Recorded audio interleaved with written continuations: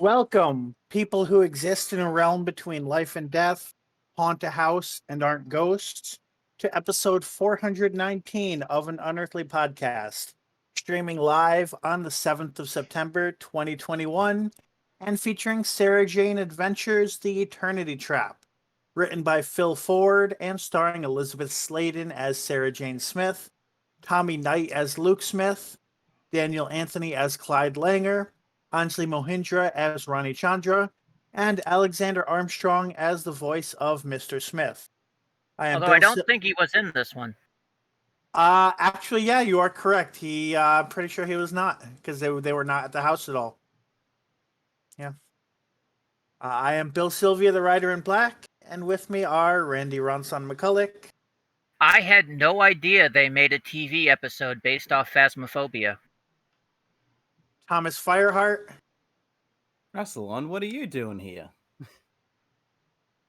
And Mad Matt Winchell, who composed the music I was just talking over. If you were able to hear that through my microphone. Hello. I'm not sure what you were listening to, but yes, hello. And while we're at it, Thor, Lord of Thunder, what has Wisconsin done to do to piss you off? Please, no more pot shots. We'll do anything. I was playing your 16-bit Ghostbuster theme because I didn't have time to do anything with it in the opening, but I didn't have a chance to test like if my microphone would pick it up or not. Yeah, no, it didn't. Yeah, not that I noticed. So apparently 1 foot away is too far away from my headset microphone to consider as worth picking up. Well, mind you, headset microphones are directed inward towards you, too. True, yeah. There's that, and also the fact that it needed to pick up enough that OBS would care to play it too. So it's a combination. Mm-hmm. So Meanwhile, here it was kind of loud, and I was turning it down because I was afraid you wouldn't be able to hear me.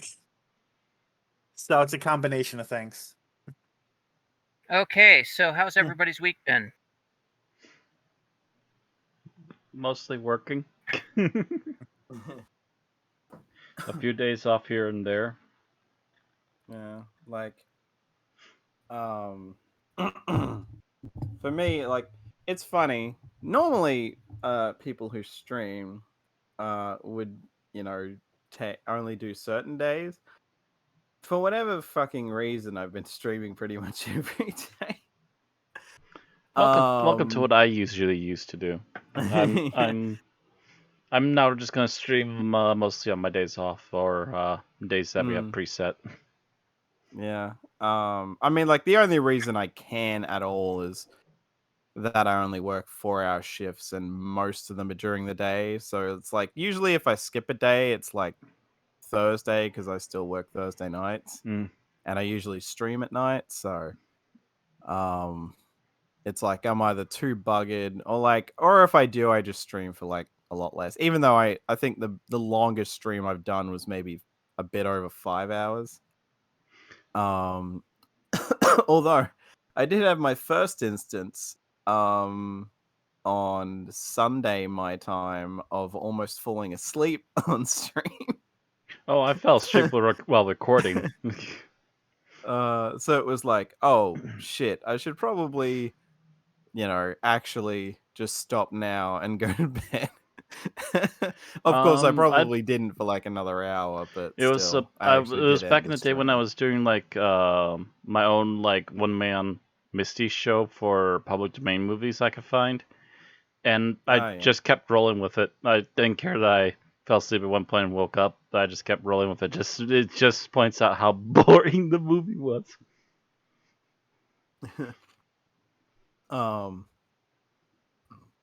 I guess I also did I mean, there's not really much to say because it's a wrestling show, so I just get it out of the way now rather than leaving it for Geek Talk. But I finally watched a wrestling pay-per-view for the first time in forever. Probably the time I've watched a wrestling pay-per-view live for the first time in I don't even know how long, because when the pay-per-view I watched, which was All Elite Wrestling's All Out pay-per-view, it was like it started at like 10 a.m. for me on a Monday, So thankfully I have Mondays off currently. Otherwise I wouldn't have been able to catch it live. Yeah, it was while the show wasn't necessarily like, it's not like every match was a 5-star match or anything necessarily. The show was fun, and it rekindled my passion for pro wrestling, so that was nice. And now I want to go back through and watch all the fucking AEW pay-per-views I haven't. Like WWE, I'm basically like, I don't know at this point if I'll ever catch up on their modern pay-per-views, but AEW I definitely want to catch up on. So it'll be interesting in hindsight to do that, because I've got like probably 2 years worth of fucking pay-per-views to catch up on now. Oh well. I guess if you're done with that, I just found out today that apparently oh jeez, come on, why is it just this show that the frame rate bombs out?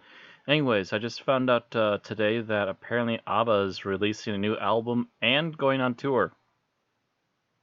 Yeah, I do remember seeing something about that. The tour is going to be interesting because it's them, but not kind of them.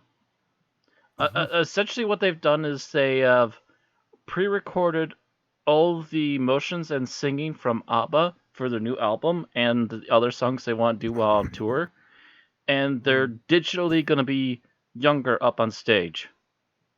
Yeah. They're Kazumimikuing them, essentially.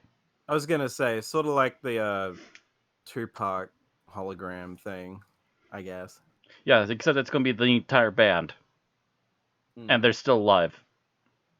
And they did the recordings live. So more Samuel Jackson and Captain Marvel and less Carrie Fisher. Yes.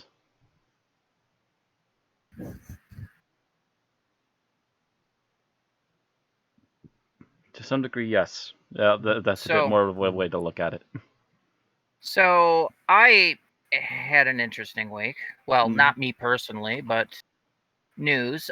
Those of you that watch Matt and I's gaming streams might know our friend and frequent source of exasperation, Barry. Mm-hmm. Well, we were talking to Barry on Saturday, and he wasn't feeling very good. I'm not going to go into details, but it was fairly gross. But shortly thereafter, Barry went into the hospital. I saw Aaron's post about that. First, he went into immediate care, and they did a quick check on him, threw him in an ambulance, sent him down to Meriter Hospital, where they did blood work on him and discovered that he had a hemoglobin count of 2. Those of you that don't know, that's very, very low. Further details has discovered that he has a bleeding ulcer and something going on that they have yet to diagnose in his GI tract. As of today, he was going in for a colonoscopy, which, not the most fun in the world. No, that's a lie. I haven't heard from him since, but I suspect he's probably recovering from that procedure. Most likely. And hopefully that means... I don't take it against him being quiet for a little while. Yeah. And hopefully we'll get to hear tomorrow from him on what he actually has. I'm kind of... My thoughts and prayers are with him, to be honest, because that could be some pretty bad stuff. Mm-hmm. Other than that, I went to the eye doctor this weekend. Got my new eye prescription. Haven't gotten the new glasses yet. And to be honest, all that hunching over you do when you look into the various machines that they have you go into just blew my back to hell. And I have not been able to get it to straighten up since. I'll get it to where I can stand and walk a little, but the second I lie down for more than 5 minutes, suddenly my hips don't want to move right. Oh, not a fun time. So I think we've talked about ourselves enough. Well, I was going to just mention a little bit. Go ahead. So I've been highly socialized this week, but not entirely in a bad way. I had gone out with a few of my friends from grad school on my birthday, which was last Monday. And then with the same group of friends, we went to a bonfire on Wednesday. Nothing big, mainly just sitting around a fire, drinking some actually decent as a non-beer drinker beer. And then on Saturday, with members of the same group, we got together, played Mario Kart, drank wine, and ate pizza, and then watched Paranormal Activity 4 and kind of MST3K'd our way through it. So altogether, it was a fun time, although it was the amount of socialization I normally get in a month condensed into a week.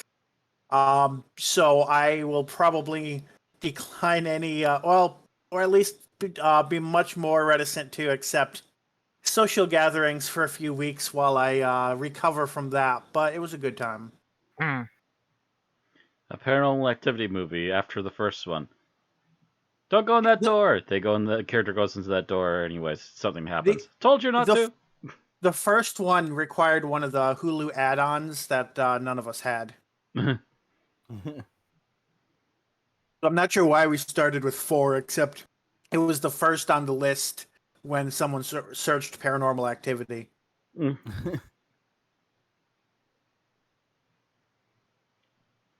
Also, I think around that time is when they tried to actually make a continuous plot between the movies. I'm like, eh. Those movies had a plot? Apparently. Don't ask me. This is a quote from someone else that was reviewing them at the time. Yeah, I mean, all I remember is that the second one is technically a prequel to the first one, and then the third one is then set before that. So it's kind of weird. All I know is with no extra context, the one that we watched had pretty much no internal consistency with the lore. Every new reveal kind of made less sense compared to what came before than the next. And then the twist at the end was like, where the fuck did that come from? What the twist? So I'm not sure if the rest of the series is better, but I mean, yeah. the ones I've heard given the most praise are like the first, third, and marked ones. So not even a numbered one that far into the series. Good. Well, I think the idea was it was supposed to be a spin-off, even though it technically continues the story. It's just like no returning characters or something. But yeah, it's considered better than 4 and better than the one that comes after it. So actually, on that note, there was another one supposed to come out this year that got delayed due to COVID. That is now supposed to come out next year. Yeah. Oh dear. Doesn't really surprise me. I think they initially tried to like end it, but of course, as was brought up in like a podcast I watched where like a couple were reviewing all of the movies, it's like, of course they're gonna make more. They're so cheap to make that you're pretty much guaranteed to make money. That every horror movie series just keeps on going until there's nobody left to make anymore. Yeah. All right, on to tonight's show. All right. So on tonight's show, we've got birthdays. We have a death to talk about, unfortunately. There's no other news other than a little bit of Big Finish. There's a little bit of Geek Talk. And then our episode summary, our review, our summary, our final thoughts, and our ratings. So getting into birthdays. On the 1st of September is the birthday of Bern Gorman, who plays Owen Harper on Torchwood. He turned 47. And on the 4th is the birthday of Kai Owen, who played Reese on Torchwood. He turned 46. So kind of a Torchwood week. And happy birthday to Byrne and Kai. Mm-hmm. Their birthdays were a week early. Yeah. Either that or our podcast is running a week late. I can't tell anymore. Welcome to the time warp. Anyway, from births, we go to deaths. And it is with great regret that AUP notes the death of Tony Selby, the actor who played Sabalon Glitz during the Colin Baker and Sylvester McCoy eras of Doctor Who. Selby was born in 1938 in London. He was trained at the Italia Conti Stage School, which I believe is rather famous. Afterwards, one of his first TV appearances was as Pig in the play Mencius Was a Bad Boy at the age of 13. For the next 70 years, he was constantly on television, playing in programs such as Compact, No Hiding Place, The Wednesday Play, Shine a Light, Zed Cars, Catweasel, Ace of Wands, Minder, Crown Court, The Good Life, Moody and Peg, Jack of Diamonds, Hideaway, Mulberry, Love Hurts, The Detectives, The Bill and Dream Team, etc. He is best known as Corporal Marsh in the ITV sitcom Get Some In, about life in the National Service. He has also appeared in EastEnders as Clive Mitchell. Off of television, he appeared in the original production of Edward Bond's play Saved at the Royal Court Theatre. I hear that's somewhat controversial. On the big screen, he was included in roles in Adolf Hitler, My Part in His Downfall, and Elfie, as well as an uncredited role in Superman.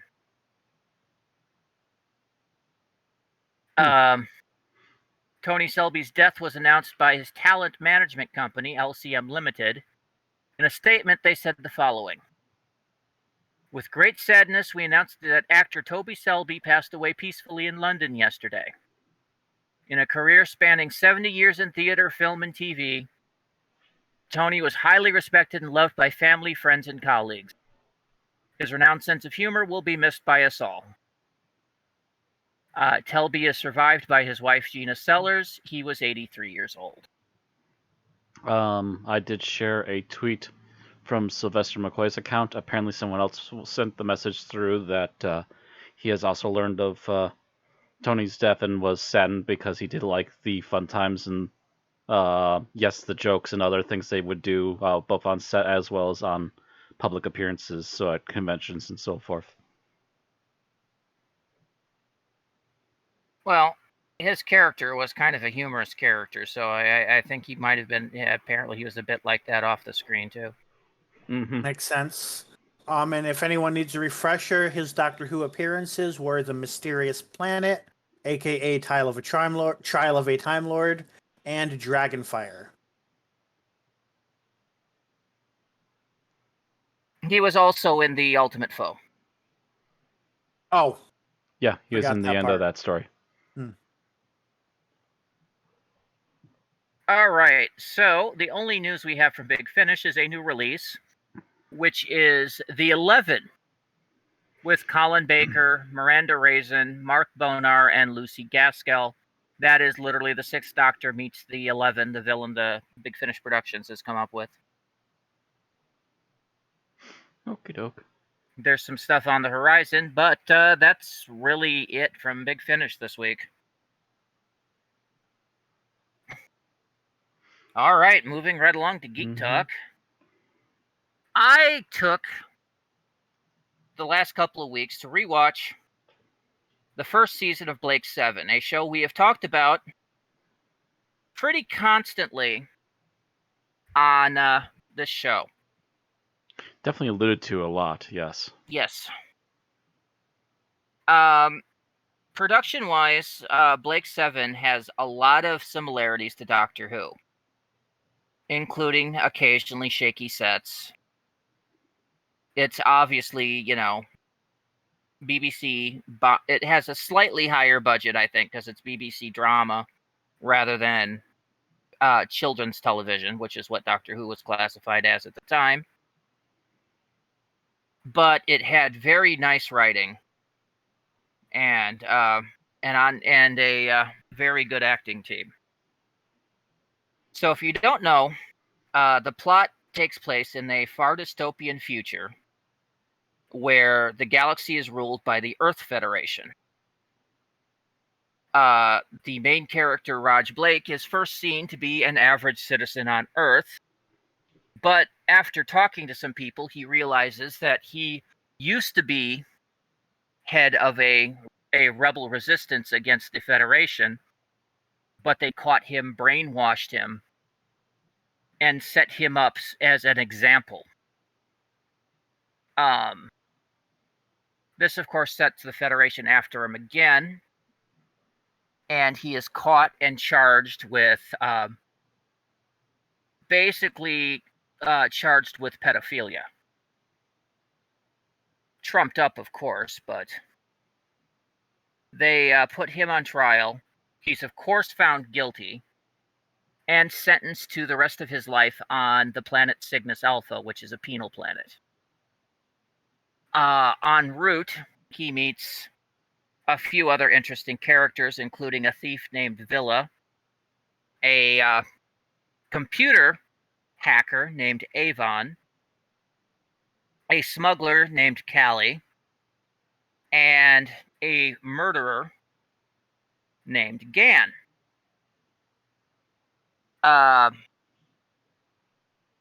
While en route, the ship that they're on encounters a derelict ship left over from a space battle, which they know nothing about.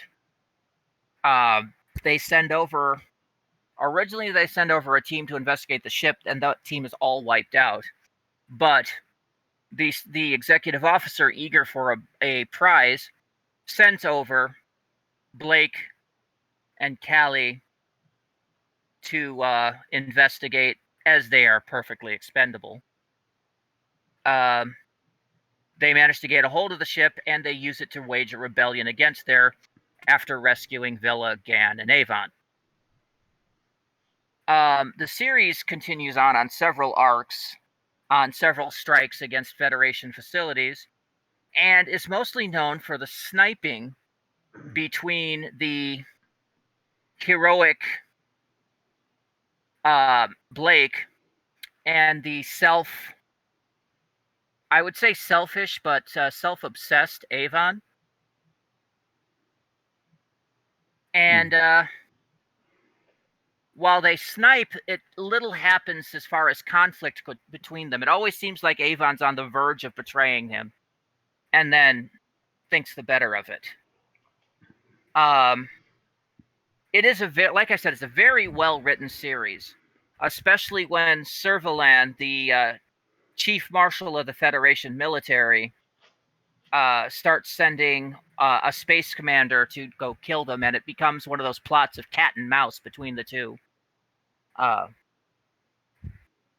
It's a very interesting series. Some of it sometimes is a little predictable because it is 70s television, so some of these tropes have been repeated as we've seen in other shows. Mm-hmm. But this is one of the best space dramas that came out in the 1970s, which was known for cheesy shows such as UFO and Lost in Space and that kind of thing. This is much better, and it's a lot darker than what we've seen before, and may have pioneered the way for shows such as Buffy and the like that seem to have an ongoing plot, because this very much does. Blake 7 just came to BritBox, and if you've never seen it, I highly recommend watching it. It is classic sci-fi and classic British sci-fi. I'll talk about season 2 at a later date. All right. So next thing on the list apparently is Rick and Morty. Yes, Rick and Morty's season 5 could be called a 2-part finale. It's really the last 2 episodes airing on the same day after taking a week off for whatever reason. But that season ended, I believe it was 2 days ago. and I was able to watch more or less the entire season within a couple days after each episode's release. This season is definitely not the worst season. They definitely, they're in their stride. They know what they're doing. But they're definitely kind of all over the place. A few of the episodes, they even said this in the behind the scenes, were literally just the wackiest idea that came up in the writer's room. And then just whatever wacky shit they could stick with it. And then a bunch of lampshades about how, wow, this is over the top and ridiculous, which is not shocking for Rick and Morty. I don't want to act like that's a brand new thing by any means. But, those episodes are interesting curiosities, but not the ones that really, at least to me, stick out in the memory. That said, there's also some interesting serialized bits. You get some more about Rick's history. You get a Citadel episode. And there's actually, and I don't know if this was intended or it just kind of worked out that way, but there's a lot of episodes about kind of relationships and family. You get, the wacky shit episode kind of has, actually, it does have an effect that reaches into another episode. I don't want to say what because it's kind of spoiling the ending of the episode in a way that, spoils a big surprise. But that has to do with the relationships of family. There's one episode that's basically a pastiche of mob movies. So there's a lot of different family dynamics and, different mafia tropes in that. The second to last episode is basically about the idea of Rick and Morty as a viewed under the lens of a toxic relationship, which it absolutely is.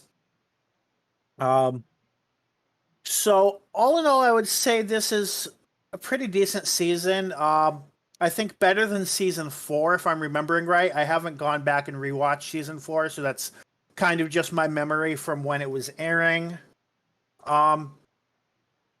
Probably not as good as season 3, but it might be up there.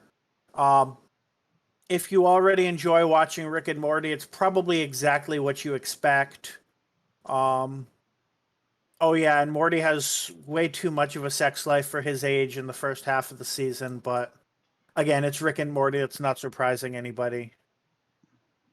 And yeah, I guess that's really all there is to say about that. All right. Which brings back to me because I also watched Superman 2. Yep.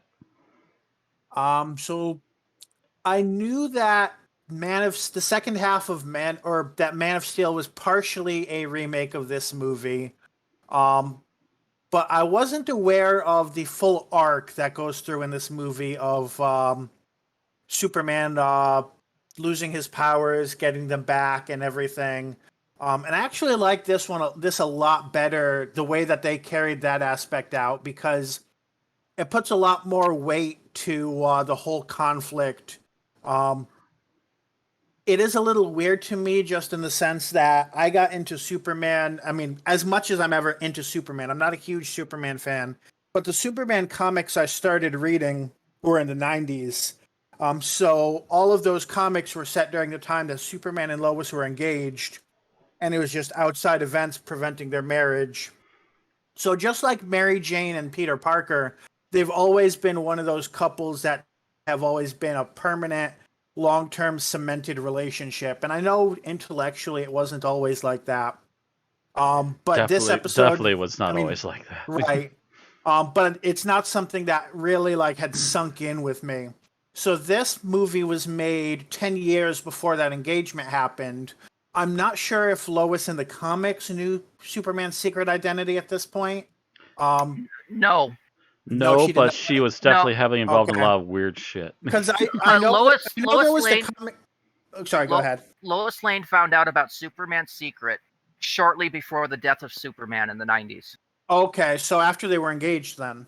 Yes. Or around the same time. Around the same time. I knew there was the comic Lois Lane, Superman's girlfriend, but I didn't know if that had anything to do with Clark Kent. That's another thing that surprised me here. Is usually you either see there's the one way or another of the love triangle. Either Lois is not interested in Clark because she's so focused on Superman, or Superman and Lois kind of turned that on its head, where Lois kind of wasn't interested in Superman because she was interested in Clark. Whereas in this one, she kind of just bulldozes through that, and there's really no definitive statement made until she already figures out his identity, which I thought was interesting. It's an interesting way to kind of bypass all that. And that's not the trope that I was the most fan of anyway, so I don't particularly mind that. One thing I forgot to mention with Superman 1 is the comedy aspect of it. And a lot of comic book movies have some sort of comedy. But what I find hard to describe is the comedy of Superman 1 and Superman 2 is a sort of comedy that I kind of associate with animated features. Batman the Animated Series would have a little bit of this kind of comedy.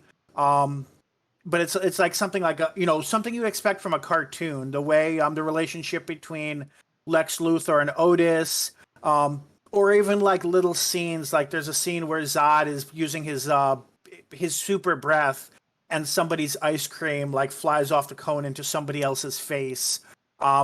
I don't have any other way to describe it other than cartoonish, and I don't mean that in a bad way. It's definitely something that works, and gives these movies a unique flavor that kind of sets them apart from other superhero movies that I've seen. Well, there's actually a name for that type of comedy. It's called slapstick. Now, there's varying levels of it, and technically these movies are definitely on the light end of it. But if you want to go to where the extremes are, just go back like a couple decades and watch Three Stooges. Right. Yeah, I was gonna say slapstick. I usually think of it's definitely not quite to the level of what I normally think of. They don't use it to the extreme, but I get what you're saying. They use light slapstick just to kind of get a quick moment of humor and then proceed on. Right. And of course, this was a lot closer to the age of the Three Stooges than most comic book movies have been. For a while now, yeah.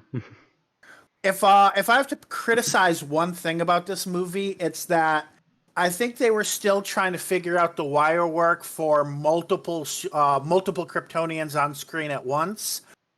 Anytime there's multiple Kryptonians flying, they're really slow and awkward, and it's you could almost play it off as though Zod and his friends are still trying to figure out flying. But that doesn't really make sense given how confident, especially Zod is in all of his other powers. And even Superman during those scenes, it's just kind of a slower motion, and it's a little a little more hesitant. So I'm going to chalk that up to this probably being the first movie to have multiple people in a flying combat of that sort that wasn't animated. I'll take your word on that. I don't remember that being an issue, at least not for me, that I can recall. And I've seen that movie more times than I can count. Was the first time you watched it before or after watching like MCU movies? Before. So I think that makes a huge difference, because it's compared to modern effects, compared to especially something like WandaVision. It's a 40-year gap. It's a huge difference in the effects, and the industry is used to it by now. When this came out, I think it was really groundbreaking. So I don't really hold that against it, but it makes it a little harder for people who didn't grow up with it. When this movie came out, some of the flying effects for just the first movie were groundbreaking. Right. That's literally why the poster had "You'll Believe a Man Will Fly" on it. The first movie I mentioned, I felt the flying was better than I expected. But when you have things like Superman, Zod, and Ursa, fighting all on screen at once, that's really where I think the effects are a bit dated. Not in a CGI dated way, but like just in a way of they didn't quite work out the techniques that they would really master down the line. I don't think that really detracts from the movie, but again, I think that it might make it a little harder, especially for kids who have watched MCU movies, to go back and watch this. It may be better for adults or for people who have not yet watched newer superhero movies. Altogether, I would still probably rank this above Man of Steel. Not quite as good as Superman 1, but it was an enjoyable movie. Mm-hmm. Might have been if they let the director finish it without going to somebody else. Yeah, that's true too. I have seen the director's cut, and it does help a little bit. You've seen the Donner cut? Yes. It came out in 2006, I think. I saw something that said it was on HBO Max, but I didn't see it at first. I'm gonna look again just to be sure. It might be in different countries. But if it is on there, I'm gonna watch it. If not, then too bad. Yeah, the major thing that it changes definitely is like the end bits for sure. There's lots of less gimmicky stuff involved with the Donner final battle in particular. Like the weird thing with him suddenly throwing like a giant version of his S shield at them. Oh yeah, I remember. I think I stood up and yelled, "What the fuck!" when that happened. Yeah, that's not in the Donner version. But this movie also, and I don't know if it's borrowing from the comics at that point, it introduces a few random powers you don't normally associate with Kryptonians, such as laser fingers, telekinesis, and memory erasing kisses. I think the memory erasing abilities did become a canon thing. And that is something that definitely was not Donner from what I've read. I mean, if you go back far enough in Superman's history, he did once have the ability to shoot rainbows out of his fingers that were also little Supermen. So, yeah, that's a thing. There was some weird shit that went on at some points. I do also recall that the ending explained what happened to Zod and his minions after the fight a bit better too. Oh yeah, because they kind of just dropped them into the bottom of the fortress, and then they're just, yeah, we won. Cool beans. Yeah, there's actually an end to that. Do you want a spoiler on that, or? Sure, since I don't think I actually have access to it. Well, yeah, go ahead. Yeah, in case you don't have access to it, you literally get a scene outside of the fortress where a bunch of police officers come over and pick up Zod and the others. Which makes sense because they've been depowered. Yeah, they've been depowered and they just got possibly knocked out for a little while after they got pushed off the ledges. And then I can't remember if Superman still did a time reversal to send them back to the whatever zone or not. I can't remember. That was one version I do recall seeing those that he does that to put them back in the. I keep forgetting what's called, the something zone, the Phantom Zone. Negative. It's the I was gonna say nowadays it would be the Phantom Zone, but I don't think that's actually said in the movie, at least not the theatrical cut. I think they mentioned. I think they called it by name in the first one, but I can't remember for sure on that either. It's possible. I was almost gonna say Negative Zone, and I'm like, oh wait, that's Marvel. But yeah, in the movie they kind of trap them in a disc that floats through space. That is supposed to be the Phantom Zone, and that's, I believe, where someone involved with Supergirl in the next movie is too. When she has her movie, because she gets sent there for a little bit too. Yeah, that's part of her origin story. That's about all I have to say about Superman 2. Alrighty. All right. By the way, I looked. It's not on HBO Max. I don't know if it used to be and they removed it or what happened. Okay. It might have just released in other regions, maybe. It is available to rent from Amazon Prime. Oh, okay. For like $4. $4 standard, $15 high def. Anyway, moving on. We are up to the episode summary. Yep. Which I believe was Thomas? I believe so. So, Thomas, whenever you are ready. Okay, just making sure, because I was thinking, hang on, wait a minute. I think I muted myself a while ago. Did I actually unmute? It's like, oh yes, I did. Yep. We hear Just you. gotta zone out for a second there. Anyway, bring that up. Okay. All right. Starting in 3, 2, 1, go. Okay, we open on Professor Rivers, who's shown up in some previous stories, telling Sarah Jane, Clyde, and Ronnie about the legend of Ashen Hill Manor, supposedly the most haunted location in Britain. Professor Rivers and her helper Toby invited the crew along to help them prove or disprove the existence of the paranormal, which only Toby seems to truly believe in. Despite this, Sarah Jane and the kids all experience what could be considered examples of paranormal activity, with Professor Rivers eventually being taken by the seeming spirit, or whatever, of Erasmus Darkening, a supposed wizard from the 17th century. When the group splits up, Sarah Jane sees Lord Marchwood's children, Lord Marchwood being like the family, like the guy who was part of the legend. Yes. Sees Lord Marchwood's children that apparently went missing before being saved by Lord Marchwood himself from an unseen monster of some kind. Meanwhile, Clyde and Ronnie manage to find a secret passage leading to Erasmus Darkening's lab. And they run into him, and he claims they can never leave, only for Lord Marchwood to appear again and give them an opening to escape.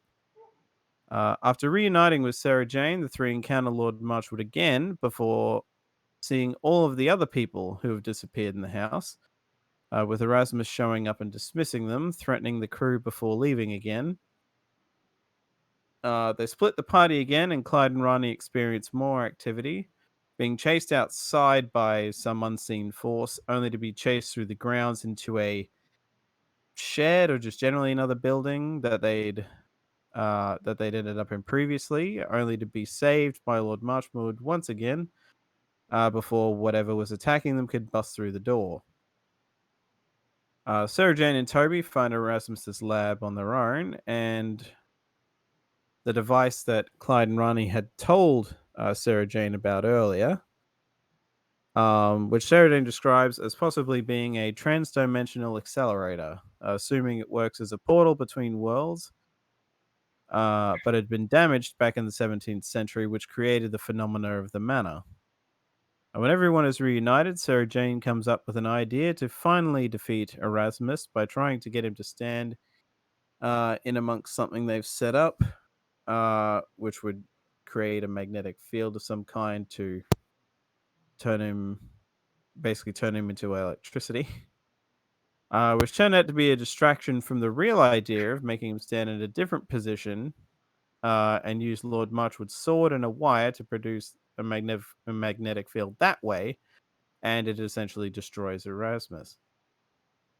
Sarah Jane then destroys the transdimensional accelerator, and the episode ends with everyone leaving the manor, but not without Sarah Jane seeing Lord Marchwood and his children in the manor before they leave.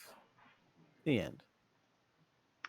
All right. You did it in 3 minutes, 19 seconds. It's funny because I was almost thinking I'd be able to summarize more than that, but then I realized, oh wait, no. There's some stuff that I have to bring up in between. All right, so let's see about what we liked about the episode. Bill, you are first. So I like the minimalism in a lot of scenes. They managed to convey tone and suspense using lighting and knocking effects in a really very effective way, without really relying on any sort of big CGI monster or anything like that. All right. Well, there was a CGI monster, but I don't think we ever really got to see it. Just the eyes glowing. Ah. Thomas, how about you? I I guess I like the idea behind the explanation for what's actually going on.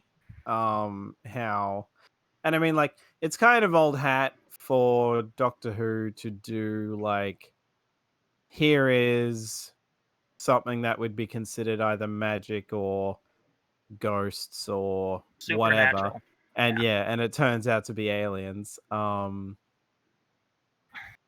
yeah, it's like, it's a thing where, like, the idea of everyone trapped on, like, different wavelengths of reality or whatever, and all that, to the point that they can't directly interact with each other, being the excuse of why no one can exactly touch one another. And that, it's like, that's, it's honestly, especially for a show aimed at, like, little kids, that's an interesting explanation to go for how everything's working. All right, Matt. So we were joking slightly, and Bill in particular was joking slightly about this being Ghostbuster-ish. I would say there's definitely.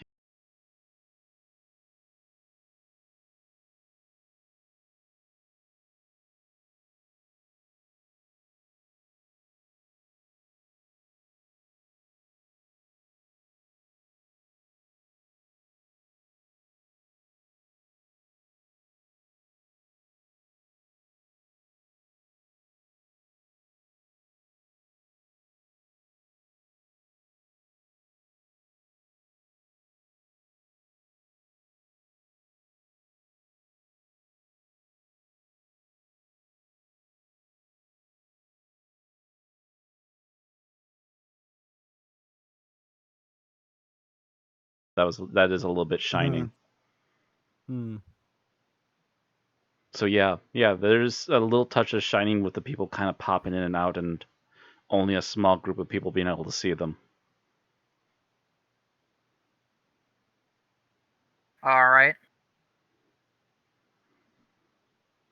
So, I personally also liked what they did with the ghost effects and everything, because it was very reminiscent of stuff that you would see on things like Ghost Hunters at the time, and or what they would be investigating, the stories that they would tell you. And this was out a few years after Ghost Hunters started, but it was before it spawned a billion, like, Ghost Hunter wannabe shows. Yeah, I think Ghost Hunters, the original show named Ghost Hunters, was maybe out a year or two at this point. I think about 3, but yeah. Maybe closer to 3, but yeah. And that was like the big one. That was the one that did take off, and yeah, since then there's been a dozen knockoffs, and they've been all less reliable than the original. Mm-hmm. The original show actually would take you. The original one would actually take you through it and go, "Hey, this is why it's not a real haunting." Mm-hmm. Whereas a lot of the other ones seem to be trying a little too hard. And they at least did a little bit of research. I mean, they were using an EMF meter and not a PKE meter, as a lot of people that just thought Ghostbusters would have done. And an EMF meter is something used by actual ghost hunters. So that was like, okay, check that. Oh, interesting. I kind of thought that might have been a misuse of scientific terminology, because I'm like, an electromagnetic field is pretty much light. EMF is definitely a thing. You can actually find like wire faults and stuff in walls with it. That's why the ghost hunters wanted to use it, is because not only can they get unexplained readings off it once in a while, depending upon the kind of haunting they would semi-legitimate haunting they would find, but also in a lot of the ones where it's not legitimate haunting, they would actually be able to find like weird stuff in the electrical wirings inside the building and go, here's why you feel freaked out, because this bad old wiring here is actually causing a field which is causing you to have like illusions and stuff that aren't actually there. This is why you feel nauseous and so forth too, possibly, depending on what the reaction is. So you need to get that wiring fixed, and then you can get rid of your haunting. I would have loved to have seen them use other devices like a spirit box, but that might have wasn't been really as popular at the time. Yeah, but that was a later, as was the dots and dots is like a thing that in the last couple years. Yeah, would have been nice if they'd had a thermometer though, looking for cold spots, because that's been around for a long time. Well, the honestly, the couple of them did complain of feeling cold drafts and stuff, but yeah. Yep. I'm just saying, if you're going to be doing the whole... Yeah, it would have been a little more official. The whole EMF vibe, you might want to add a couple of other tools. Also, you mentioned The Shining and Ghostbusters, but also there was a little bit of a poltergeist vibe, too. Oh, I guess kind of started in the children's room. Yeah, with the stuff with the camera. Mm-hmm. Oh, yeah. All right, so what do we not like about it? And Bill, you're first. So even though I liked how they carried out a lot of it with the with all the things I mentioned before, I felt like the whole thing with the monster was kind of a letdown.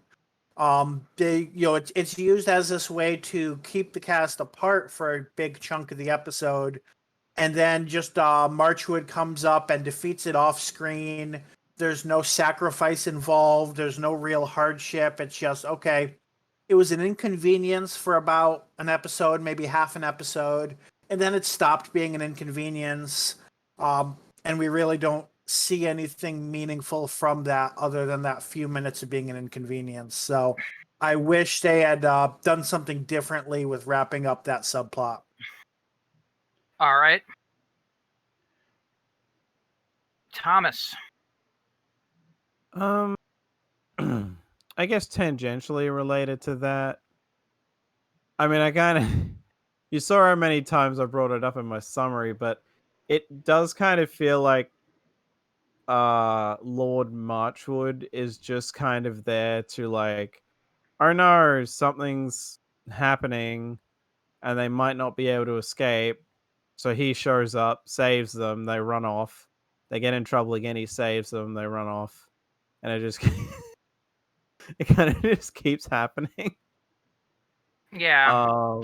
So it gets a bit it does kind of turn out that in the while. end he's the Chekhov's gun to this story anyways, so.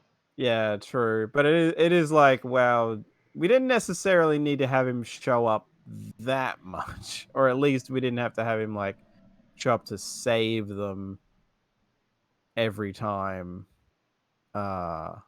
Like to that extent. Like after a while it kind of gets like, okay, you know, we're kind of in a bit of a loop here. Actually, I'm technically next, right?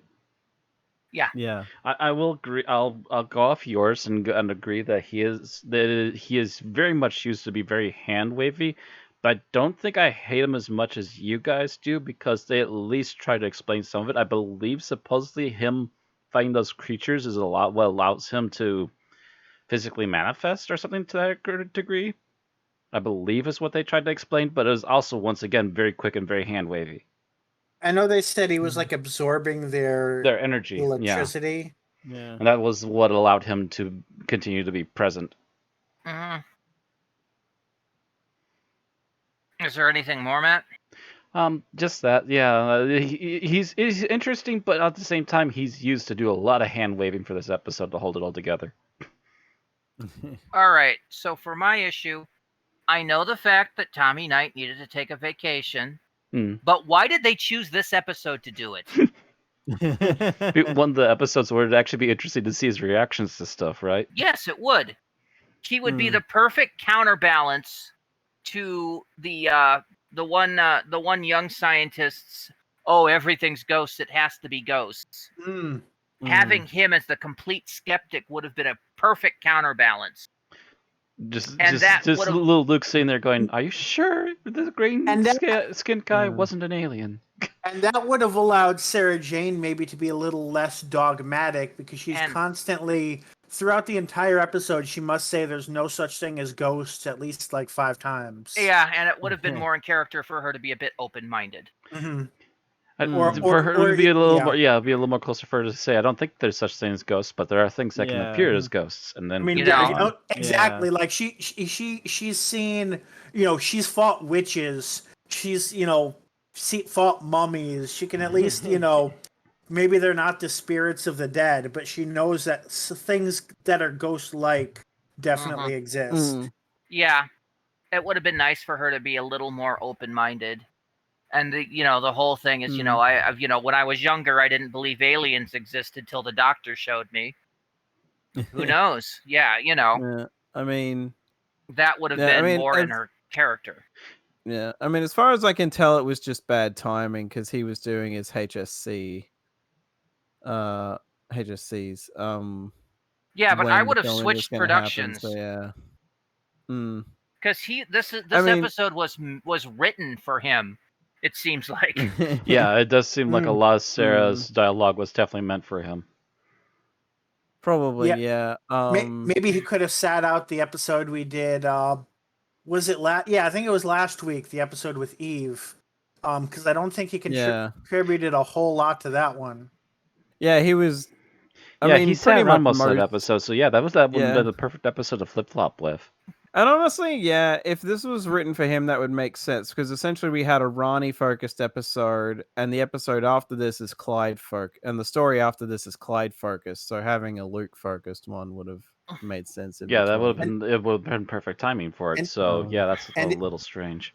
And in between, there was a Sarah Jane-focused episode that we covered a while ago. Yeah. Yeah, it's like I said, it just feels off. Okay, favorite scene. And Bill, you're first. My favorite scene, I was too focused on making sure I had something that I disliked. So my favorite scene, I'm probably going to go with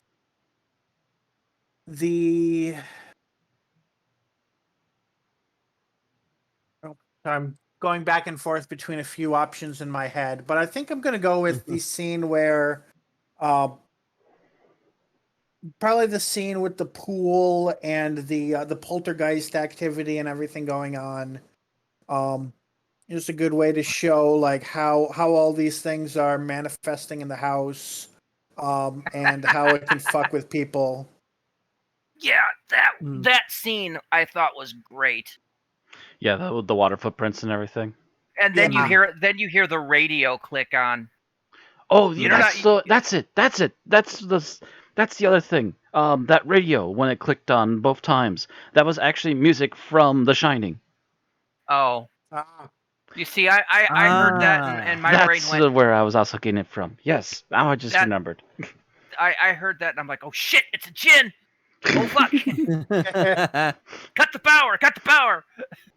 Well, no, it finally just jogged my memory. Yeah, that music is like, I think that's the ball music from The Shining, if I'm not mistaken. I mean, that would fit. It's probably also the music that plays over the end when you zoom in on the when you zoom in on the portrait photo. Yeah. Because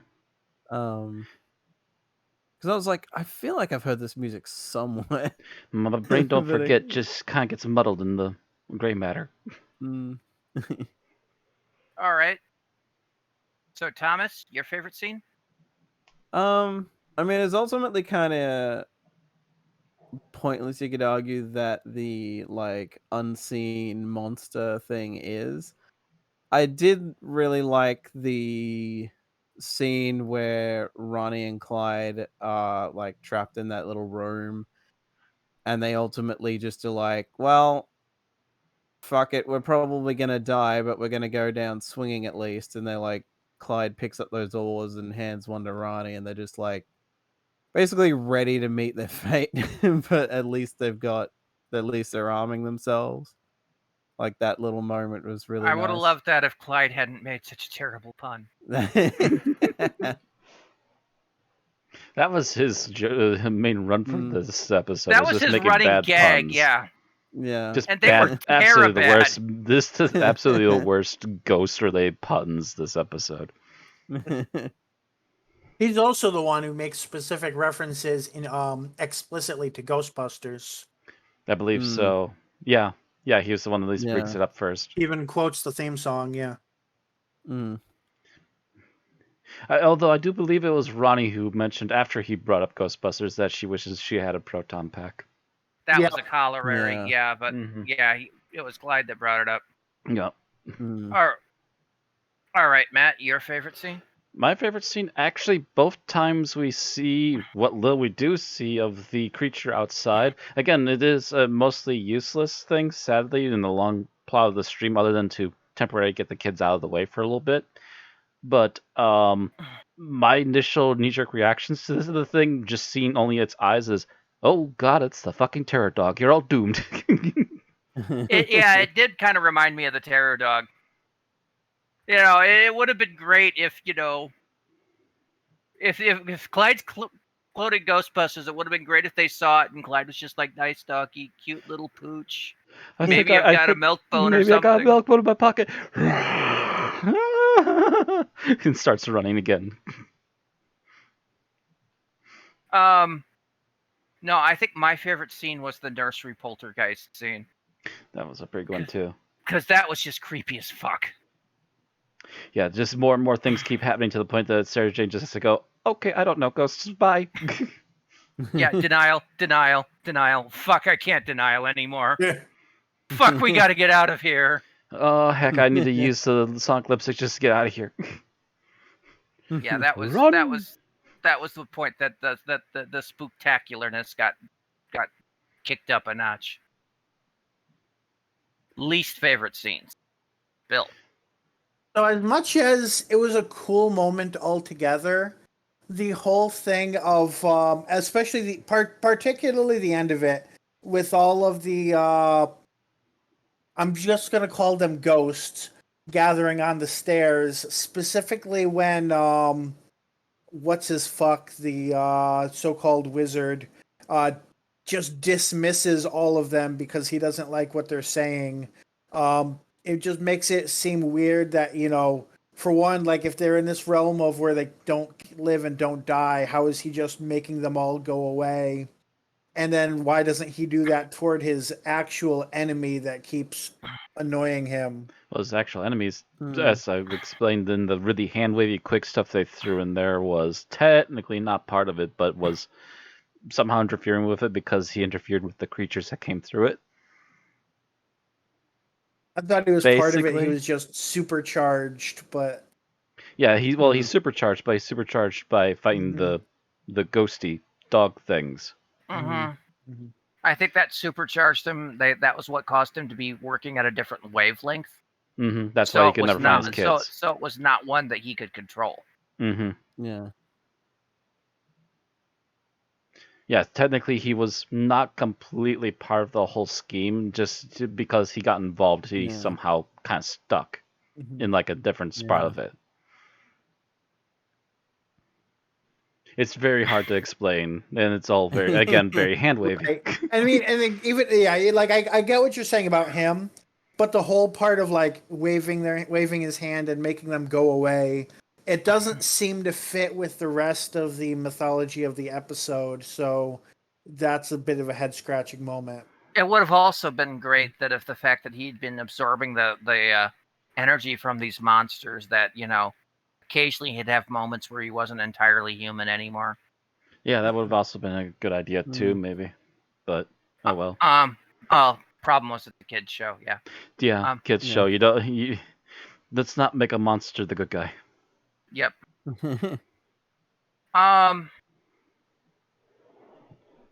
Okay, so Thomas, were we up to you? Yeah. Yeah, I think that was Bill's. I would say the first interaction between, and this is sort of a greater thing that honestly I'm kind of surprised none of us brought up in least favorite aspect, but I guess there was other things we just had in mind first. Well, I mean, it doesn't grate on me too much, but in this particular scene, it did. Where, like it's the first meeting we see when Clyde and Ronnie are confronted by Erasmus, and Lord Marchwood comes to save them. It's just the acting from the guy playing Erasmus of the way he's saying Marchwood and all this is like suddenly he goes from being very like intimidating to being very hammy, to being like, very camp. Yeah. Yeah. Is that any worse than Sarah Jane Smith? I mean, that I at least found funny, but like, I don't know, something about the way he was saying Marchwood was very like, But Yeah, also, it kind of makes me wonder if they filmed the ones where he's speaking like that and like hamming it up and being campy more. If they filmed those first, and then the director was like, you know what, those don't actually work, and then that's why in pretty much every other scene he's not doing that. Those particular clusters of takes were just kind of like when they were still trying to figure out the character. Yeah, maybe either that or like they were done last, and it was a matter of, well, just hurry up and go. This is for little kids, so let's just camp it up a little. Either that, or they did 2 different takes of each one hammy, one scary. Yeah, maybe. And maybe there's something wrong with the scarier ones. Yes. Yeah. And then it's like, oh shit, we don't have time to refilm these. Let's just go. Mm-hmm. And this isn't classic Who, so we're not going to get all of the cast and crew spilling the tea about who disagreed with whose performance in the same way. Mm-hmm.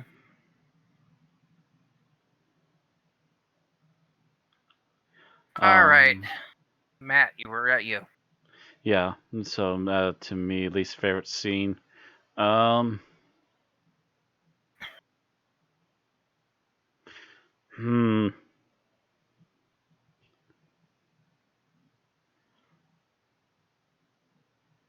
trying to think of anything least favorite, and I'm not particularly coming out of anything that's really stood out to me, I guess.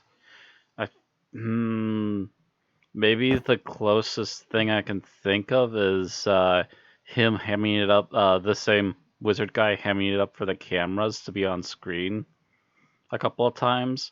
It's like, there's like no background, so he's only in his own little dimension, and he's just looking in the camera and again being very hammy, like trying to be spooky hammy. It's just like that kind of he was I am Vigo hammy.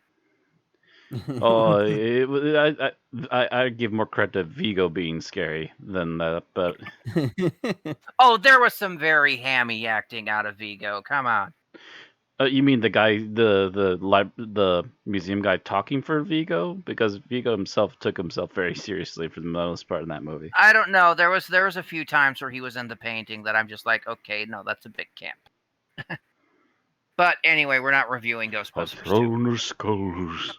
But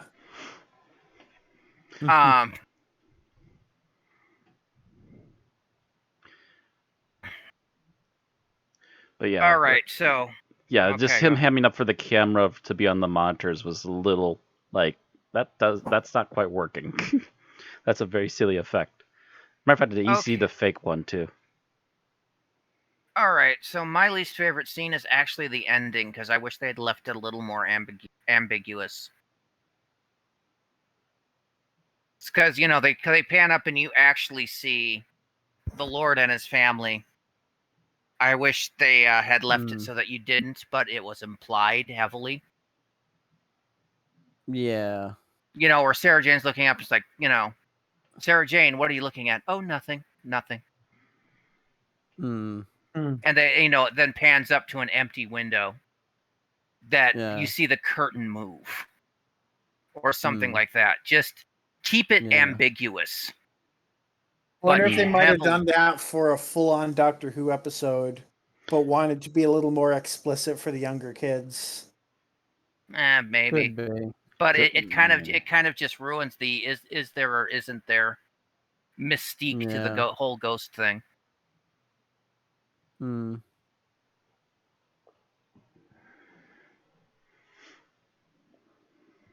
It's subtle as a hammer is my problem. Anyway, final thoughts. Bill. Okay, so this was a pretty decent episode. I don't think it's quite. I feel like it's somewhere a little below most of the ones I give a 4 to. But it's definitely with our ratings, it's definitely hard to give it to feel like it should be lower than that. Definitely had some very solid mood and things of that nature. I do feel like, especially the various conclusions were a bit hand wavy for my taste. They kind of just got over things a little bit too easily, like, almost as if they weren't sure how to get out of the like they were very good at setting up the problems and not very good at coming up with a resolution to them. By the way, apparently this is the only episode not to include Sarah Jane's house, and one of 2 episodes not to include Mr. Smith in all of Sarah Jane Adventures. And yeah, the Hammy acting was, I think, definitely unintentionally hilarious at some points, or maybe intentionally.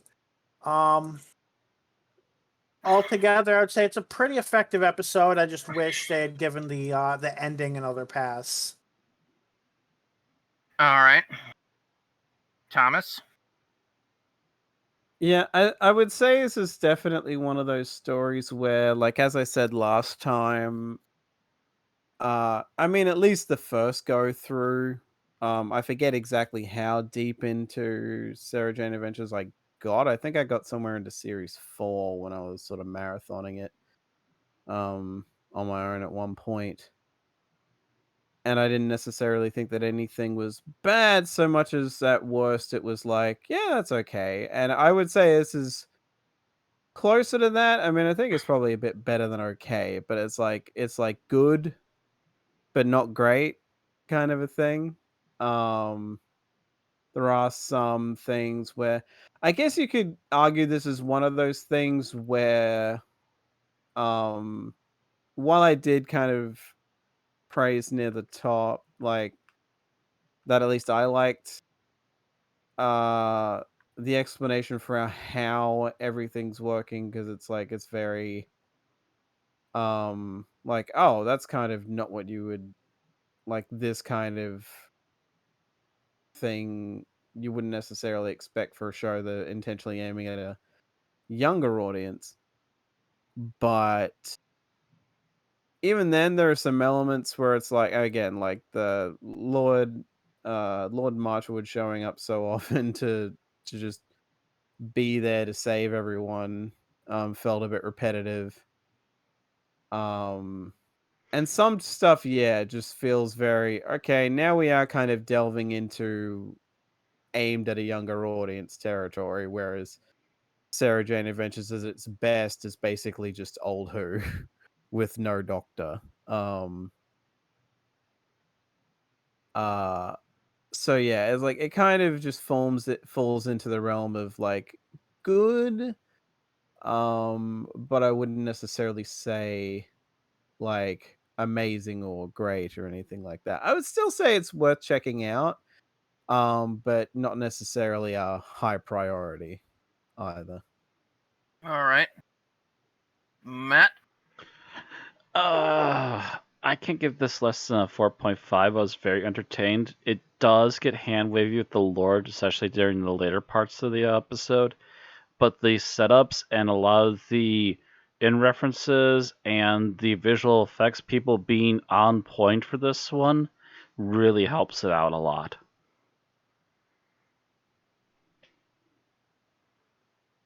All right. Anything else? That's about it. All right. So as for me, I like this, but I think it's just my more recent fondness for ghost hunting that triggers that. I think, put in perspective, it's probably around an average episode, maybe slightly better. But it does have its flaws.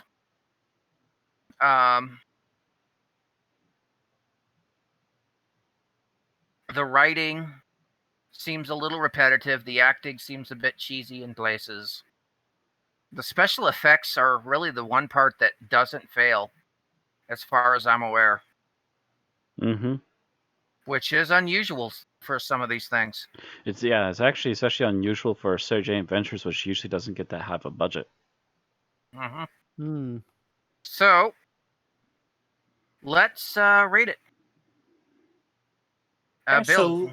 So, like I insinuated before, I'm somewhere in the 3.75 territory, which is going to come out to a 4.0. All right. Thomas?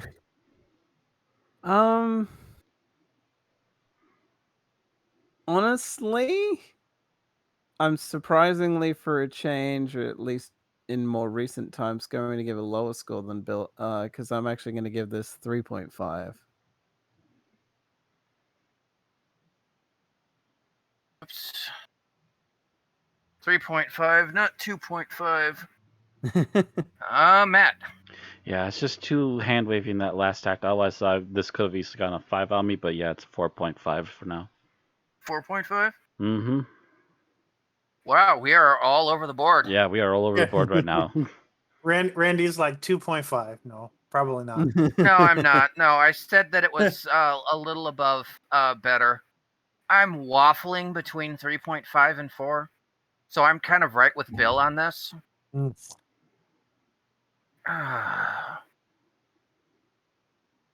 Heck, I like the ghost hunting stuff. I'll give it a 4. Wow, for a change, I'm the low bar. It happens Thomas, every now and again. What happened? Oh no, Thomas. And that is the first time in season 16. Mm-hmm.